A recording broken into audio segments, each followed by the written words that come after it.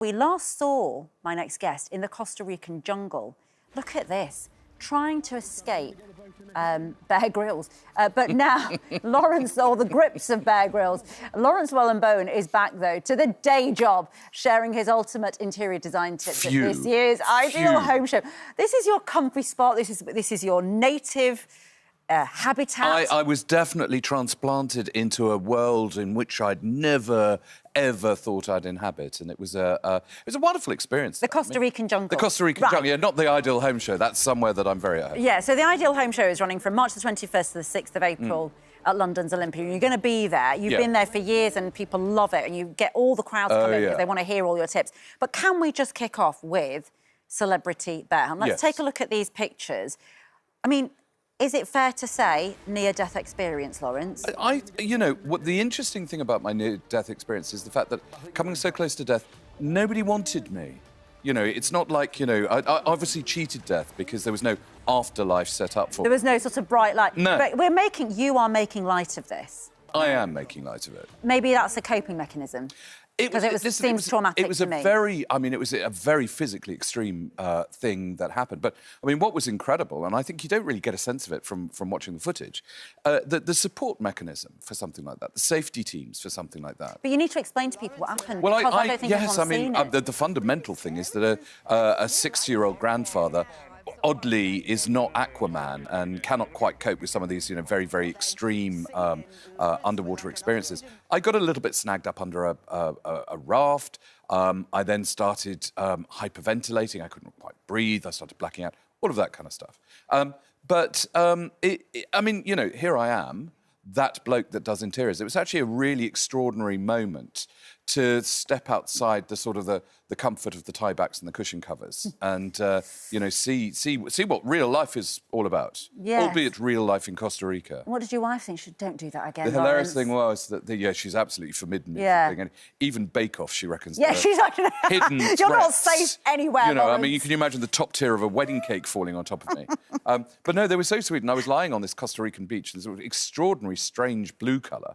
And they were saying, would you like to ring your wife? And I said, absolutely no way. Yeah. Last thing I want to do is worry. I know, exactly. If I'm not dead now, she'll kill me. Exactly, by the time I get home. Talk to us about, look, you have been a mainstay on British television, right, as our sort of guiding light. It's nudging 30 years around there. I mean, it's really quite frightening. Isn't that extraordinary I've been wonderful? trying to be sacked from television for 30 years. Hey, be it's going careful very what you wish badly. for. It's going very, very bad. Do's and don'ts. You're also saying that before it used to be all the magazines that sort of you would see trends being picked up, but now it's White Lotus, it's Rivals, it's the TV shows that you're seeing. I think the thing is that people are getting so much more literate. They're not just sort of following as a herd anymore. It's about making up your own decisions. And I think things like the internet, I think things like social media, I think Instagram particularly have really helped people because they do something for themselves and then they show it off. And definitely the influences now are coming from box sets and films and advertising campaigns rather than just straightforward interior design, you know, the usual interior design courses. Even for you, don't you say that you've had those Sicilian heads, the pots, for years, and all of a sudden you're in vogue because of White Lotus? I know. It's just suddenly everyone's caught up with it. There we go. The lamps, yeah. I apologise for the knitted poodle. I think that's a sort of champagne bottle cover, but we'll draw a veil over that. No, but don't draw a veil over it, because isn't one of your do's, if you've got things you care about, even if other people think they're a bit naff, show them off. I think this is such an important thing to do.